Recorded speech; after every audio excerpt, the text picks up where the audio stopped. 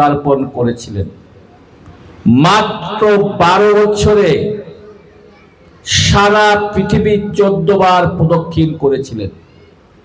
পৃথিবীর বড় বড় শহরে 108টা দৃষ্টিনন্দন কারুকার্য খচিত মন্দির তৈরি করেছিলেন, যার একটার সমান মন্দির আমরা এখনো বাংলাদেশে তৈরি করতে পারিনি। একটা মন্দির তৈরি করেছি চট্টগ্রামে, তারপরে আরেকটা তৈরি হয়েছে হবিগঞ্জে, আরেকটা তৈরি হয়েছে সাভারে, আরেকটা তৈরি হয়েছিল রূপসনাতন মন্দির, তারপরে পুণ্ডরিক ধাম। এই ছোট ছোট কয়েকটা মন্দির তৈরি হয়েছে, কিন্তু ওই 108টার সমান একটাও হয়নি। স্বামীবাগে একটা, আমরা ঢাকার স্বামীবাগে একটা শুরু করেছি, ওটা শেষ করতে মনে হয় আরো 5 বছর লাগবে।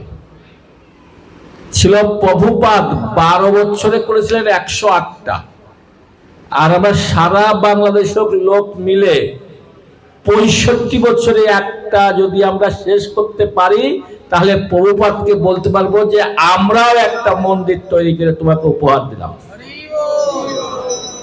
তা যে কবে শেষ হবে তা জানি না। 65 বছর, কেন আজ এখন চলছে ইসকনের 60 বছর পূর্তি, আরো 5 বছর লাগবে। ছিল প্রভুপাদ একটা মন্দির তৈরি করেছিলেন ওয়েস্ট ভার্জিনিয়ায়, মিশিগানে, আমেরিকাতে, 1000 একর সম্পত্তির উপরে। নাম দিয়েছিলেন নববৃন্দাবন। বৃন্দাবনে যা যা আছে ওখানে তা তা আছে। ওখানে গেলে দেখা যায়, যারা আপনারা গিয়েছেন, এখানে যদি কেউ যেয়ে থাকেন ওখানে, তাহলে আপনারা দেখতে পেয়েছেন যে ওখানকার এখন বৃন্দাবনে অনেক কিছু নেই, কিন্তু ওখানে সব আছে। সুন্দর করে তৈরি করেছেন ছিল প্রভুপাদ। এখন ওই সম্পত্তি দাঁড়িয়েছে 4000 একরে। আমার প্রথম আমি গিয়েছিলাম 1995 সালে আমেরিকায়, সেই সময় আমি ওই মন্দিরটা দেখেছিলাম। এখন আরো অনেক বড় হয়েছে।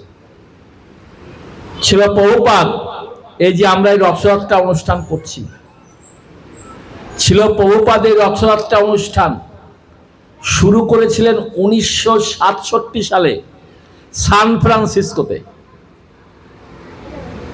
আর তারপর থেকে আর প্রভুপাদের ফিরে তাকাতে হয়নি। উনি সারা বিশ্বে বড় বড় শহরে এই রথযাত্রা অনুষ্ঠান করেছিলেন। ইসকনের প্রথম বিগ্রহ হচ্ছে জগন্নাথ বলদেব সুভদ্রা। এই জগন্নাথ বলদেব সুভদ্রা ছিল প্রভুপাদ সারা পৃথিবীতে নিয়ে গেছে। এবং রথযাত্রা উৎসব, এটা হচ্ছে জগন্নাথ বাইরে বেরোয়, এই জন্য সবাই জগন্নাথকে দর্শন করতে পারে। এই জন্য জগন্নাথের প্রচারটা 5-4টা দেশে বেশি।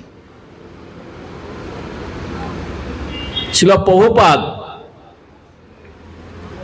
গীতার ভাষ্য রচনা করেছেন, ভাগবতের ভাষ্য রচনা করেছেন, চৈতন্য চরিতামৃতের ভাষ্য রচনা সহ 80টিরও অধিক গ্রন্থ ছিল প্রভুপাদ লিখেছিলেন মাত্র 12 বছর, যা আমরা এক জীবনে পড়েও শেষ করতে পারবো না। ছিল প্রভুপাদ সারা পৃথিবী জুড়ে হাজার হাজার একর সম্পত্তি কিনেছেন। হাজার হাজার নয়, লক্ষ লক্ষ কৃষ্ণ ভক্ত তৈরি করেছিলেন ছিল প্রভুপাদ মাত্র 12 বছরে। আপনারা সবাই স্বামী বিবেকানন্দের নাম শুনেছেন। উনি আমেরিকার শিকাগো শহরে যে একটা বক্তৃতা দিয়েছিলেন, অনেক বক্তৃতা দিয়েছিলেন, একটা বক্তৃতায় উনি আমাদের সনাতন ধর্মকে একেবারে সর্বশ্রেষ্ঠ ধর্ম বলে স্বীকৃতি দিয়েছিলেন। সবাই উনাকে বাহবা দিয়েছিলেন, ধন্যবাদ দিয়েছিলেন যে স্বামী বিবেকানন্দ একটা কাজের মতো কাজ করেছে। তারপরে সাংবাদিকরা প্রশ্ন করেছিলেন, আপনার এই সনাতন ধর্ম সবার উপরে, কিন্তু আপনার সনাতন ধর্মের গীতা সবার নিচে কেন? উনি উত্তর দিয়েছিলেন, আমার ধর্মীয় গ্রন্থ গীতা সবাইকে ধারণ করে আছে, ধারণ করার ক্ষমতা আছে। আমরা বুঝলাম না, উনি তখন গীতাটা টান দিয়েছে নিচ থেকে, আর উপরে এগুলো সব হুমড়ি খেয়ে পড়ে গেছে। তখন বললেন, বুঝতে পেরেছেন, আমার গীতাটা ছিল বলে সব ঠিক ছিল, আমার গীতাটা টান দিয়েছি সব পড়ে গেছে। তখন সাংবাদিকরা বলে, হ্যাঁ আপনি ঠিক বলেছেন। স্বামী বিবেকানন্দ একটা মেমকে নিয়ে এসেছিল, এনে সনাতন ধর্মে দীক্ষিত করেছিল। তার নাম দিয়েছিল ভগ্নী নিবেদিতা।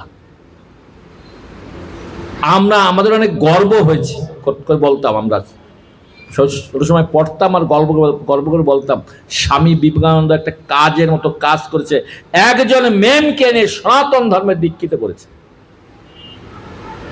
আমাদের আনন্দের আর সীমা ছিল না। কিন্তু আমরা যদি ছিল প্রভুপাদের দিকে তাকাই, উনি কতজন মেম কিনেছেন? একজন, 2 জন, 10 জন, 100 জন, উনি হাজার হাজার মেমকে এনে সনাতন ধর্মের দীক্ষা দিয়ে তাদেরকে বৈষ্ণবীতে পরিণত করেছিলেন। তাদের মাধ্যমে ছিল প্রভুপাদ সারা পৃথিবীতে কৃষ্ণ ভক্তি প্রচার করেছিলেন। তাদেরকে আদর্শ গৃহস্থ পরিণত করেছিলেন। তাদেরকে ছিল প্রভুপাদ বৈদিক নিয়মে বিবাহ দিয়েছিলেন, ছিল প্রভুপাদ। আর যদি আমরা সাহেবদের ধরি, হাজার হাজার নয়, লক্ষ লক্ষ সাহেবদের এনে তাদেরকে ব্রহ্মচারী করেছিলেন, তাদেরকে সন্ন্যাসী করেছিলেন, তাদেরকে আদর্শ গৃহস্থ পরিণত করে তাদের মাধ্যমে ছিল প্রভুপাদ সারা পৃথিবীতে কৃষ্ণ ভক্তি প্রচার করেছিলেন। ছিল প্রভুপাদ জন্য আমরা সবাই সৌভাগ্যবান এবং সৌভাগ্যবতী। ছিল প্রভুপাদ কলিযুগের যুগধর্ম। শ্রীমান চৈতন্য মহাপ্রভু বলেছিলেন, পৃথিবীতে আছে যত নগরাদি গ্রাম, সর্বত্র প্রচার হবে মোর এই নাম। এই নাম বলতে কলিযুগের যুগধর্ম, হরে কৃষ্ণ হরে কৃষ্ণ কৃষ্ণ কৃষ্ণ হরে হরে, হরে রাম রাম রাম হরে হরে, সারা পৃথিবীতে প্রচার হবে। তার বাস্তবে রূপদান দিয়েছিলেন ইসকনের প্রতিষ্ঠাতা আচার্য অভয় চরণারবিন্দ ভক্তিবেদান্ত স্বামী, ছিল প্রভুপাদ। পৃথিবীর এমন কোন দেশ নেই যে হরিনাম প্রচার হচ্ছে না। America, Canada, Russia, London, Malaysia, Singapore, বিভিন্ন দেশ এই হরিনাম প্রচার হচ্ছে, ইউটিউব খুললেই পাবে। ছিল প্রভুপাদ হচ্ছেন একজন কীর্তিমান পুরুষ। প্রভুপাদের চরণে আমি আমার প্রণাম নিবেদন করি এবং ওনার কৃপা আশীর্বাদ ভিক্ষা চাইছি। আজকে এখানে উপস্থিত আছেন ইসকনের দীক্ষিত, আশ্রিত, শুভাকাঙ্ক্ষী ভক্তবৃন্দ, মাতৃমণ্ডলী, পিতৃমণ্ডলী, সবার চরণে আমি ভুলণ্ঠিত দণ্ডবত নিবেদন করছি। বাঞ্ছা কল্পতরুশ্চ কৃপা সিন্ধুভ্যেব চ পতিতানাং পাবনেভ্যো বৈষ্ণবেভ্যো নমঃ। এখন জগন্নাথ আছে গুন্ডিচা মন্দিরে, যদিও গুন্ডিচা মন্দির অন্য জায়গা হয় নাই, এখানে হয়েছে। কারণ আমাদের অন্য জায়গা জগন্নাথকে রেখে এই 8 দিন সেবা পূজা করা পরিবেশ নেই, এই জন্য মন্দিরেই আমরা গুন্ডিচা মন্দির করেছি। গুন্ডিচা মন্দিরে জগন্নাথের সেবা করেন মা গুন্ডিচা। গুন্ডিচা হচ্ছে রাজা ইন্দ্রদনু রাজার স্ত্রী। তা আমি যদি জগন্নাথের এই আবির্ভাব লীলাটা বলতে যাই, আমি সংক্ষেপে বলি, অনেক সময়ের ব্যাপার, আপনারা হয়তো অনেকেই জানেন। রাজা ইন্দ্রদুম্ন উনি চিন্তা করলেন, উনি রাজা ছিলেন অবন্তিপুরের রাজা। আগে রাজধানী ছিল অবন্তিপুর, মানে এখন উজ্জয়িনী। ওই অবন্তিপুর চেঞ্জ হয়ে এখন উজ্জয়িনী হয়েছে। উনি শশাগড়া পৃথিবীর রাজা ছিলেন, শুধুমাত্র ভারতবর্ষের রাজা না, সারা পৃথিবীর রাজা ছিলেন সত্য যুগে, এই যে কলিযুগের কথা না, সত্য যুগে। তা রাজা চিন্তা করলেন আমি ভগবানকে সাক্ষাতে সেবা পূজা করতে চাই, কিন্তু সত্য যুগে ভগবানকে পাওয়ার যেত ধ্যানের মাধ্যমে। ধ্যান করে হাজার হাজার বছর ধ্যান করে ভগবানকে লাভ করা যেত। আর ত্রেতা যুগে যজ্ঞ করার মাধ্যমে, যেমন রামচন্দ্রের যুগ, দশরথের যুগে, এটা হলো ত্রেতা যুগ। ত্রেতা যুগে যজ্ঞ করে ভগবানকে সন্তুষ্ট করার মাধ্যমে ভগবানকে লাভ করা যেত, অনেক খরচ। এই যুগে আমাদের সরকারেরও সেই টাকা নেই যজ্ঞ করার। অশ্বমেধের যজ্ঞ, গোমের যজ্ঞ, পুষ্ট্রী যজ্ঞ, কত যজ্ঞ ছিল। এখন আমাদের আমেরিকান সরকারেরও নেই, এত অর্থ খরচ হয়। আর দাপর যুগে ভগবানকে সেবা পূজা করার মাধ্যমে ভগবানকে লাভ করা যায় যেত।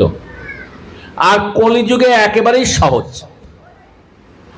কলিযুগে ভগবানকে লাভ করা, ভগবানকে সন্তুষ্ট করার উপায় হচ্ছে কলিযুগের যুগধর্ম হরে কৃষ্ণ হরে কৃষ্ণ কৃষ্ণ কৃষ্ণ হরে হরে, হরে রাম রাম রাম হরে হরে। একেবারে সরল একটা মন্ত্র, মন্ত্র নয়, মহামন্ত্র। এর থেকে সরল আর নেই।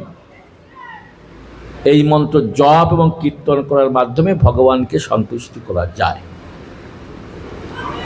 তা রাজা ইন্দ্রদ্যুম্ন চিন্তা করলেন আমি ভগবানকে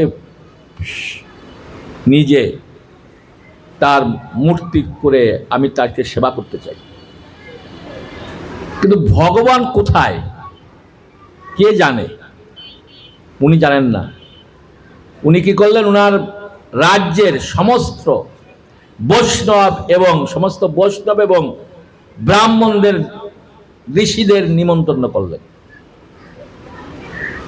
তারা আসলো, তাদের কাছে নিবেদন করলেন আপনারা ব্রাহ্মণ, আপনারা বৈষ্ণব, আপনারা ঋষিবর, আপনারা জানেন ভগবান কোথায় আছে। আমি এই ভগবানের পূজা করতে চাই, তাকে আমি নিজে হাতে রান্না করে খাওয়াতে চাই। তো আপনারা আমার এই উপায়টা বলে দিন, আমি কোথায় পাবো ভগবানকে, আমি কোথায় পাবো? তখন এক তত্ত্বিক ব্রাহ্মণ, তত্ত্বিক ব্রাহ্মণ মানে যিনি তীর্থে তীর্থে ঘোরে, তত্ত্বিক ব্রাহ্মণ, উনি বললেন আমি তত্ত্বিক ব্রাহ্মণ, তা আমি বলতে পারি ভগবান কোথায় আছে, আপনি বলুন।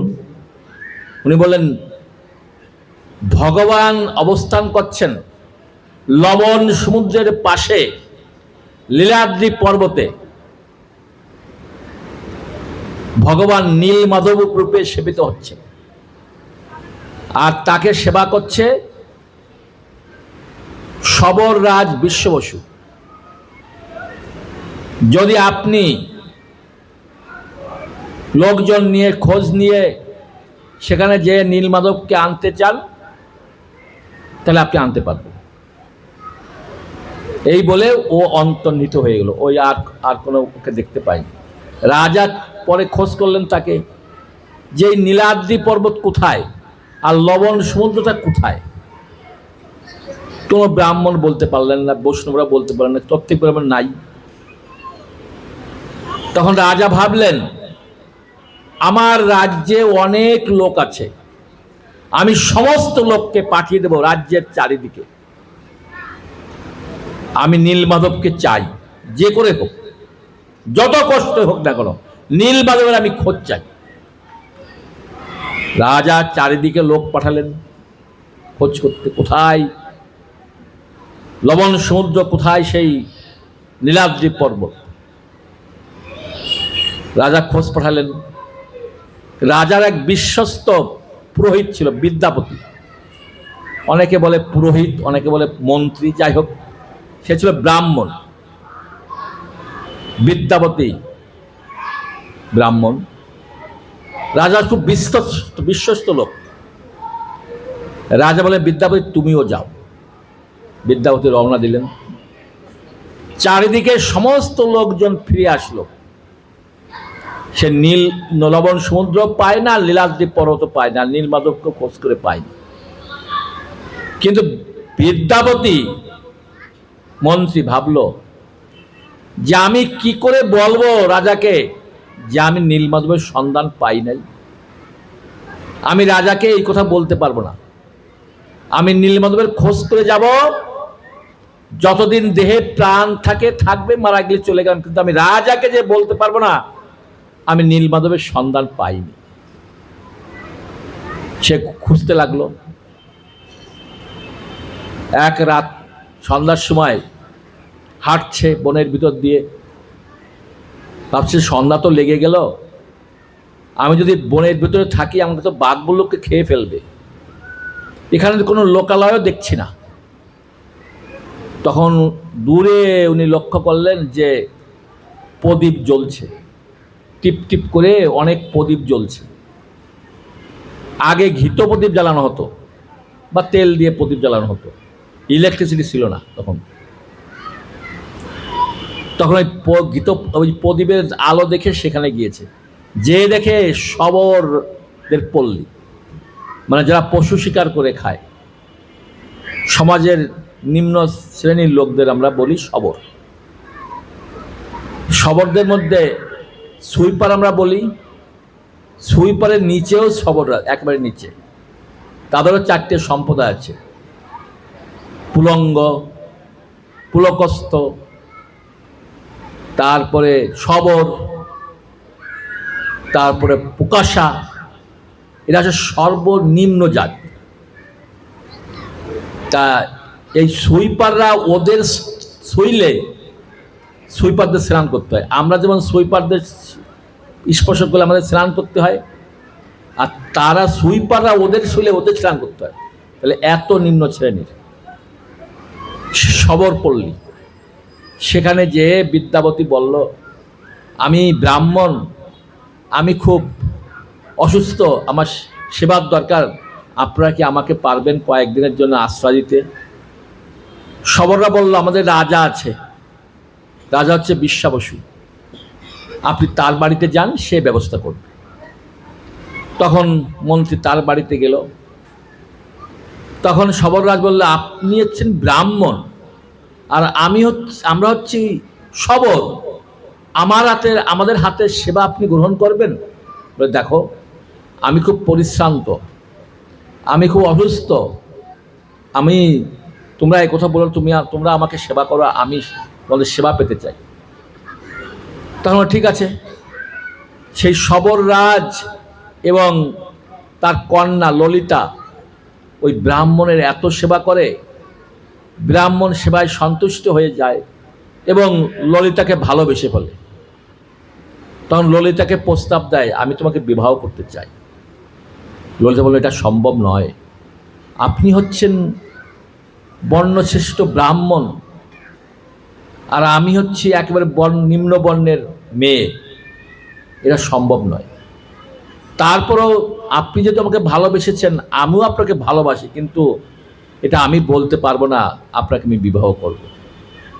আমার বাবা আছে, বাবা যদি আমাকে আপনার সঙ্গে বিবাহ দেয় আমার কোনো আপত্তি থাকবে না। তখন এই বিদ্যাপতি বললেন, শবররাজ বিশ্বাসীকে, আপনার কন্যাকে আমি বিবাহ করতে চাই।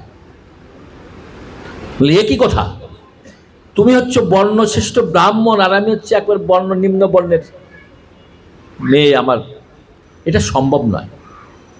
তখন শাস্ত্রীয় যুক্তি দেখালেন বিদ্যাপতি, যদি উচ্চ বর্ণের ছেলে নিম্ন বর্ণের কন্যাকে ভালোবেসে বিবাহ করতে চায় তাহলে শাস্ত্রে বাধা নেই, কিন্তু যদি নিম্ন বর্ণের মেয়ে যদি উচ্চ বর্ণের ছেলেকে ভালোবেসে বিবাহ করে তাহলে এটা নিষেধ। তখন বিশ্বাবসু বললেন, আমার উপাস্য ভগবান আছে, সে উপাস্য ভগবান যদি আমাকে অনুমোদন দেয় তোমার সঙ্গে আমার মেয়ের বিবাহ দেওয়ার জন্য, তাহলে আমি তোমার তাতে আমার মেয়ের বিবাহ দেবো, আর না হলে আমি দিতে পারবো না। আমার প্রাণ থাকতে আমি তোমার সঙ্গে আমার মেয়ের বিবাহ দেব না। তখন ওনার উপাস্য ভগবান ছিলেন নীলমাধব। নীলমাধবকে যে প্রার্থনা করেছে, নীলমাধব, আমার অবুঝ কন্যা একজন উচ্চবর্ণের ব্রাহ্মণের ছেলের সঙ্গে বিবাহ করতে চায়, তুমি কি ভগবান রাজি আছো এই বিবাহে? সঙ্গে সঙ্গে নীলমাধবের গলা থেকে একটা মালা খুলে বিশ্ববাসীর গলায় পড়ে যায়। তখন বিশ্ববাসী, যে ভগবান তুমি রাজি, ঠিক আছে, তুমি রাজি থাকলে আমার আর কোনো সমস্যা নেই। তখন এসে বললেন, হ্যাঁ আমার ভগবান রাজি আছে, আমি তোমাকে আমার কন্যার বিবাহ দিতে পারি। বিবাহ হলো ধুমধামে, খুব ধুমধামে বিবাহ হলো, সবাই সন্তুষ্ট। এখন বিদ্যাপতি দেখেন তার শ্বশুর প্রত্যেক রাত্রে কোথায় যেন বেরিয়ে যায়, আর ভোরে আসে, তার গা দিয়ে সুগন্ধ বেরোয়, আর যে ফল টলগুলো নিয়ে আসে তা খেতে এত সুস্বাদু। সে চিন্তা করে আমার শ্বশুর কোথায় যায়। ললিতাকে জিজ্ঞাসা করছে, ললিতা, আমার শ্বশুর মশাই কোথায় যায়? বলে, এটা বলা যাবে না, বাবার নিষেধ আছে। বিশ্ববাসী বলে দিয়েছিলেন মেয়েকে যে আমি যে নীলমাধবের পূজা করি কাউকে বলবি না। এই বলছে, আমি তোমাকে বলতে পারবো না। বলে, দেখো আমরা স্বামী স্ত্রী, আমি তোমার স্বামী আর তুমি আমার স্ত্রী। স্বামী স্ত্রীর মধ্যে যদি কথাগুলো গোপন থাকে এটা আমাদের জন্য ভালো হবে না। তুমি পরিষ্কার করে বলো যে আমার শ্বশুর কোথায় যায়, যেহেতু তুমি জানো, বলো তুমি আমাকে, কোনো ভয় নেই। তখন বলে ফেলেছে যে আমার বাবা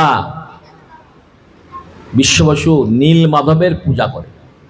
আর যখনই বলছেন নীলমাধবের পূজা করে, আর তখনই বিদ্যাপতি আনন্দে নৃত্য করতে শুরু করেছে। আমি তো এই নীলমাধবের সন্ধানেই আমি এসেছি, তা যাই হোক নীলমাধবের সন্ধান আমি পেয়ে যাব।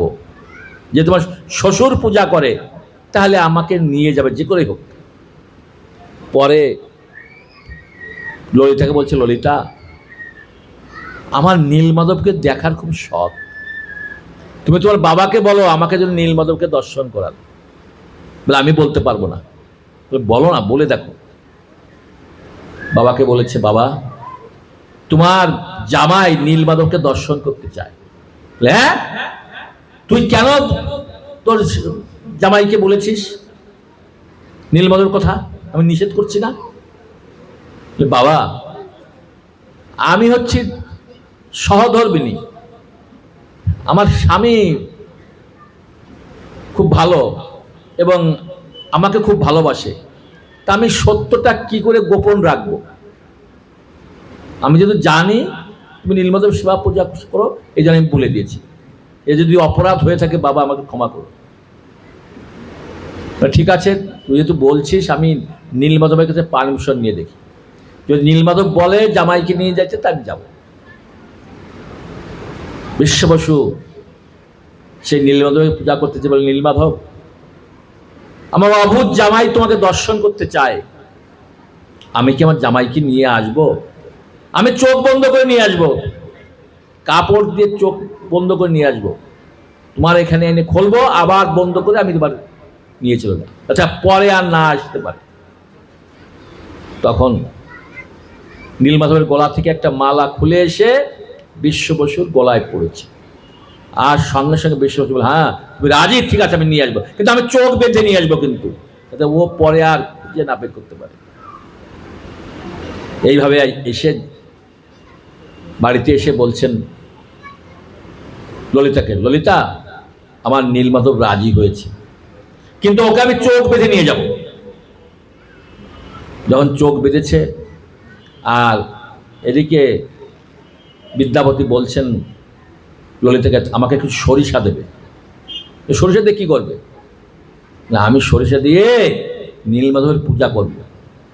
আসলে পূজা করার উদ্দেশ্য ছিল না, উদ্দেশ্য ছিল সরিষা ছিটাইতে ছিটাইতে যাবে, বৃষ্টিতে সেই সরিষার থেকে গাছ হবে, ফুল হবে, ওই সরিষার ফুল দেখে দেখে দেখে দেখে ওখানে যাবে। উদ্দেশ্য ছিল এটা। এইভাবে বিদ্যাপতিকে বিশ্ব বসু চোখ বন্ধ করে লাঠি দিয়ে ধরে দিয়ে যাচ্ছে অন্ধের মতো। যখন সে নীলমাধবের সামনে গিয়েছে, সে নীলাদ্রি পর্বতের গুহার ভিতরে বট গাছের নিচে, আর সেখানে যে চক্ষু খুলে দিয়েছে, জামাই দেখো তুমি নীলমাধবের দেখেছে, দেখো নীলমাধব দর্শন করো। আর বিদ্যাপতি নীলমাধবকে দর্শন করে তার এত ভালো লেগেছে, দণ্ডবত প্রণাম করেছে, নীলমাধবের স্তব স্তুতি করতে শুরু করে দিয়েছে। তারপরে শ্বশুরমশাই বলছেন, তুমি জামাই তুমি এখানে থাকো, আমি বন থেকে কিছু ফলমূল সংগ্রহ করে এনে আমি ভোগ দেব, এবং ফুল এনে আমি মালা গেঁথে আমি এই নীলমাধবের পূজা করব। চলে গেছে শ্বশুরমশাই। আগে বনে ফল টল পাওয়া যেত, এখন তার বনে ফল পাওয়া যায় না, এখন এগ্রিকালচার ফার্মে যেতে হয় ফলের জন্য। তখন গিয়েছে, আর যখনই ফলমূল এনে ভোগ দিয়েছে, ভোগ দেওয়ার পরে নীলমাধব বলছেন, বিশ্ববসু তুই আমাকে ব্রহ্মার 50 বছর ধরে বনের ফলমূল খাওয়াচ্ছিস, আমার এক ভক্ত রাজা ইন্দ্রদুম্ন, ও আমাকে বড় মন্দির করে দেবে, আমাকে 56 ভোগ খাওয়াবে, আমার সেবা পূজার জন্য হাজার হাজার লোক রাখবে, আমি আর তোর সেবা গ্রহণ করব না, আমি সেখানে চলে যাব। যখনই এই কথা নীলমাধব বলেছেন, আর বিশ্ববসু রাজা হাউমা করে কান্না করছেন যে আমি তোমাকে ব্রহ্মার 50 বছর ধরে সেবা করছি, আর তুমি আমাকে এখন ছেড়ে চলে যাবে, আমার দেহে আমি প্রাণ রাখতে পারবো না। বলছেন, না তোর সমস্যা নাই, তোর বংশ পরম্পরায় সবাই আমার সেবা করতে পারবে, কিন্তু আমি এখন তোর কাছে যাব না, আমি আর ফলমূল খাবো না, আমি 56 ভোগ খাবো। তখন সবররাজ বিশ্ববসু রেগে বললেন জামাইকে, জামাই তোমার জন্য আমার এই সমস্যা হলো, তোমাকে এনেছে যে নীলমাধব আমাকে ছেড়ে চলে গেল, তুমি যদি আমার জামাই না হতে তোমাকে আমি গলা টিপে মেরে ফেলতাম, কিন্তু তোমাকে মারলে তো আমার মেয়ে বিধবা হবে, এই জন্য তোমাকে আমি মারতে পারছি না, কিন্তু তোমাকে আমি শাস্তি দেবই। গাছের সঙ্গে লতা পাতা দিয়ে বেঁধে রেখে আসছে, বেঁধে দেবো, তুমি এরকম পড়ে থাকবে, তোমাকে আমি মারবো না, কিন্তু বাঘ বল্লকে খেয়ে হবে তোমাকে। এই বলে চলে গেছে। বাড়ি যেই গিয়েছেন, সেই ললিতা জিজ্ঞাসা করছে, বাবা তোমার জামাই কোথায়? বলে, ওকে বেঁধে রেখে এসেছি, ওকে আর পাবি না দেখতে, তুই ওকে রাত্রে শিয়াল কুত্তায় খাইয়ে ফেলবে, কারণ ওর জন্য নীলমাধবকে আমি আর সেবা করতে পারবো না, এই জন্য আমি বেঁধে রেখে। আর ললিতা তখন পাগলিনীর মতো ছুটতে ছুটতে ছুটতে ছুটতে সেখানে যায়, সেখানে যে স্বামীকে উদ্ধার করে, স্বামীকে বলে, আমরা এখন আর বাড়িতে ফিরে যাব না, চলো অবন্তিপুরে রাজা ইন্দ্রদুম্নের কাছে যাই এবং সংবাদটা দেই যে আমরা নীলমাধবের দর্শন পেয়েছি, রাজা সৈন্য সামন্ত নিয়ে হাতি ঘোড়া এনে এই নীলমাধবকে উদ্ধার করবে, এখান থেকে নিয়ে যাবে। বিদ্যাপতি আর ললিতা চলে গেলেন। যে রাজাকে বলে, রাজামশাই আমি পেয়েছি, নীলমাধবের সন্ধান পেয়েছি, আর নীলমাধব দেখতে এত সুন্দর, নয়ন জুড়িয়ে যায়, আমার চোখের এখনো দেখতে পাচ্ছি কত সুন্দর চেহারা নীলমাধবের, আপনি চলুন, এখনই চলুন সৈন্য সামন্ত নিয়ে। তখন সেই রাজা, অবন্তিপুরের রাজা, এখন উজ্জয়িনী অবন্তিপুর, সেখান থেকে হেঁটে হেঁটে সেই নীলাদ্রি পর্বের লবণ সমুদ্রের পাশে নীলাদ্রি পর্বতের পাশে আসে। যেই পর্বতের পাদদেশে এসেছে হঠাৎ করে প্রাকৃতিক দুর্যোগ শুরু হয়েছে, বালু ঝড়। এখন সমুদ্রের বালু একেবারে সেই পর্বতকে একেবারে নিচ্ছিন্ন করে দিয়েছে, বোঝাই যায় না কোথায় সে পর্বত। রাজা ইন্দ্রদম্ন বললেন, আমার কি দুর্ভাগ্য, তীরে এসে তরি ডুবে গেল। আমি নীলাদ্রি পর্বতের পাদদেশে আসলাম, কিন্তু পর্বতে উঠতে পারলাম না, এবং আমি নীলমাধবকে দেখতে পারলাম না। আমার কি দুর্ভাগ্য। হাউমাউ করে কাঁদছে আর প্রতিজ্ঞা করছে, ভগবান তোমাকে আমি কাছে পেয়েও হারিয়ে ফেললাম। ভগবান তুমি যদি আমাকে দর্শন না দাও, তাহলে আমি জলও পান করবো না, এবং যতদিন বেঁচে থেকে ওইরকম মৃত্যুবরণ করতে চাই। আমি জলও পান করবো না, আমি মরতে চাই। 3 দিন পরে নীলমাধব স্বপ্নে দেখিয়েছে, রাজা তোর মরতে হবে না, কারণ আমি এই সত্যযুগে তোকে বিগ্রহরূপে আমি এই নীলমাধবের দর্শন দেব না, আমি দারু ব্রহ্মরূপে তোকে দর্শন দেব। তুই চিন্তা করিস না, আগামীকাল ঘুম থেকে উঠে সমুদ্রের পাড়ে যাবি, সেখানে দেখবি 3টে কাঠ ভেসে এসেছে। ওই কাঠ নিয়ে বাড়িতে এনে কার্পেন্টারকে ডেকে, মানে কাঠমিস্ত্রিকে ডেকে বিগ্রহ তৈরি করবে। ওই বিগ্রহের দারু ব্রহ্ম, আমার নীলমাধবের রূপ, চতুর্ভুজ রূপ থাকবে না।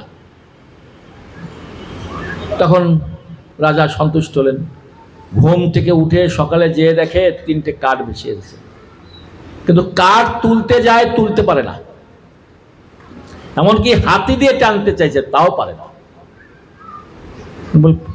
প্রভু নীলমাধব, আমি যদি এই কাঠ না নিয়ে যেতে পারি, তাহলে বিগ্রহ তৈরি কি করে করব?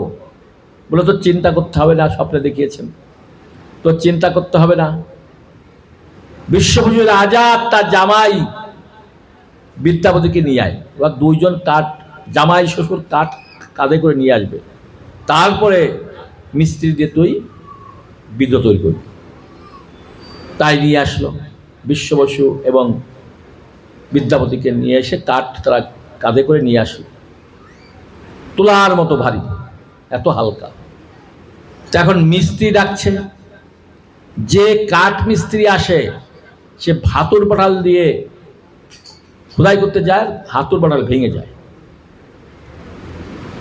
রাজা ইন্দ্রদেব বললেন, ভগবান আমি যদি মিস্ত্রিকে এনে কাজ না করতে পারি, তাহলে কি করে তোমার শ্রী বিগ্রহ তৈরি করব? রাত্রে স্বপ্নে দিয়ে তোর চিন্তা করতে হবে না, আগামীকাল ভোরে একজন বুড়া লোক আসবে, সে যা যা বলে সেরকম কাজ করবে, দেখবি বিগ্রহ তৈরি হয়ে যাবে। পরের দিন সকালে অনন্ত মহারানা নামে একজন লোক আসছে, সে হচ্ছে স্বয়ং বিশ্বকর্মা। বলছে, আমি এই বিগ্রহ তৈরি করতে পারবো, কিন্তু আমার একটা শর্ত আছে, এই বিগ্রহ তৈরি করতে 21 দিন লাগবে। 21 দিনের খাবার সহ জল টল সহ এই ভিতরে রাখতে হবে। 21 দিনের আগে যদি কেউ বিগ্রহ দরজা খোলে, ঘরের দরজা, তাহলে বিগ্রহ অসম্পূর্ণ থেকে যাবে। এই যে মনে রাখবে, কেউ দরজা খুলবে না। রাজা রানী প্রত্যেক দিন এসে কান পাতে দরজায়, আর ঠক ঠক ঠক ঠক ঠক ঠক শব্দ হয়। এখন আর মনে করে বিগ্রহের কাজ হচ্ছে। 15 দিনের দিন আর শব্দ হয় না। তখন রানী বলছে, মনে হয় বুড়াটা মারা গেছে, তুমি দরজাটা খোলো। না না, আমি দরজা খুলতে পারবো না। খোলো না, ও তো মারা গেছে, তো শব্দই করে না। তারপরে রাজা দরজা খুলেছে, দেখে জগন্নাথ এখন যেমন দেখতে পাচ্ছেন এইরকম তৈরি হয়েছে। রাজার মাথায় হাত, জগন্নাথ, যারা বলছেন নীলমাধব তো আমি এই মিস্ত্রির কথা শুনিনি, আমি দরজা খুলেছি, এই জন্য বিগ্রহ অসম্পূর্ণ থেকে গেল, এটা আমার দোষ। আর সঙ্গে সঙ্গে জগন্নাথ নীলমাধবের প্রার্থনা, নীলমাধব আমার অপরাধ ক্ষমা করবে, আমার এখন কি হবে, আমি এই বিগ্রহ অসম্পূর্ণ। পরে রাত্রে স্বপ্ন দেখিয়েছেন যে তুই চিন্তা করিস না, এই রূপে আমি দর্শন দেবো, আমি তো হৃদয়ে যে তোকে খুলতে বলেছিলাম, এই জন্য তুই খুলেছিস, এই রূপটাই আমার দারুবরম রূপ। ব্রহ্মাকে নিয়ে এসে এই প্রাণ প্রতিষ্ঠা কর, অভিষেক কর, তারপরে আমার জন্য মন্দির তৈরি কর, আর আমার সেবার জন্য তুই সব ব্যবস্থা কর। তখন এই রাজা ইন্দ্রদ্যুম্ন স্বর্ণ মন্দির তৈরি করেছিল সোনা দিয়ে, আর এই 56 ভোগ রান্না করার জন্যে ভক্ত নিয়োগ করেছিলেন, পূজা করার জন্য ভক্ত নিয়োগ করেছিলেন। আর যখন প্রাণ প্রতিষ্ঠা হয়ে গেল জগন্নাথের, ব্রহ্মাকে দিয়ে প্রাণ প্রতিষ্ঠা করেছিলেন, এইবার জগন্নাথের কাছে প্রার্থনা করলেন যে হে প্রভু, হে দারুব্রহ্ম, হে জগন্নাথ, হে জগতের নাথ, আমি তোমার কাছে 3টা বর চাই। একটা বর হচ্ছে আমার ভক্তরা তোমাকে সারাদিন ভোগ দেবে, তুমি ভোগ গ্রহণ করে তোমার হাত ধোবে, হাত মুখ ধোবে, হাত মুখ শুকাতে না শুকাতে আবার খেতে বসবে, সারাদিন তুমি খাবে, সারা দিন রাত তুমি শুধু খাবে। জগন্নাথ বলল তথাস্তু, তাই হবে। এই জন্য জগন্নাথকে বলা হয় ইটিং গড, খাওয়ার ভগবান। জগন্নাথকে যখনই দেবেন তখনই খাবে, রাত দিন 24 ঘন্টা খাবে জগন্নাথ। অন্য অন্য ভগবান রাত দিন 24 ঘন্টা খায় না, নির্দিষ্ট টাইমে খায়। রাধা গোবিন্দ, গৌর নিতাই। কিন্তু জগন্নাথকে আপনি দিনে যে কোনো সময় ভোগ লাগাবেন, জগন্নাথ গ্রহণ করবে। এমনকি ব্রাহ্মণও লাগবে না, সদাচারীও লাগবে না, যারা মাছ মাংস খায় তাদেরও ভোগ জগন্নাথ গ্রহণ করে, তাদেরও পূজা জগন্নাথ গ্রহণ করে। কিন্তু আমরা তো ইসকনের ভক্ত, আমাদের কিছু বিধি নিষেধ আছে, সেরকম আমাদের চলতে হবে। কিন্তু সাধারণ লোকের বেলায় কোনো নিয়মকানুন নেই। পুরীর পাণ্ডারা ব্রাহ্মণও না, আর তারা সদাচারীও না, কিন্তু তারা জগন্নাথের প্রিয় ভক্ত। যারা ধামে অবস্থান করে, তো এই জন্য তাদের কোথাও তুলনা হয় না। যারা ধামে অবস্থান করে তারা সবাই শুদ্ধ ভক্ত, যাই করুক না করুক শুদ্ধ ভক্ত। তখন জগন্নাথ খুশি। আর একটা বর চেয়েছিলেন ইন্দ্রদ্যুম্ন রাজা, আমার বংশ যেন নির্বংশ হয়ে যায়, আমার বংশে যেন কেউ জীবিত না থাকে। এটা কেন চেয়েছিলেন? তাহলে ইন্দ্রদ্যুম্ন রাজার যদি বংশধররা থাকে, তারা বলবে এটা আমার জগন্নাথ, এটা আমার বাবার জগন্নাথ, এটা আমার ঠাকুরদার জগন্নাথ। জগন্নাথ তাদের থেকে যাবে। আর যদি তার সন্তানাদি না থাকে, তাহলে জগন্নাথ হবে সবার নাথ। এই জন্য ওনার নাম জগন্নাথ রেখেছে, সবার নাথ হবে। এই জন্য রাজা ইন্দ্রদ্যুম্ন রাজার 18টা সন্তানকে মেরে ফেলেছিল। ওখানে 18 নালা নামে একটা জায়গা আছে, ওখানে মেরেছিল। জায়গার নাম হচ্ছে 18 নালা। যখন জগন্নাথের কাছে এই বর চাইলেন, তখন গুন্ডিচা দেবী, জগন্নাথের মানে ইন্দ্রদ্যুম্ন রাজার স্ত্রী, হাউমাউ করে কান্না করছে, প্রভু এ তুমি কি বর চাইলে? যদি আমার কেউ বেঁচে না থাকে, তাহলে বৃদ্ধ বয়সে আমাকে কে দেখবে?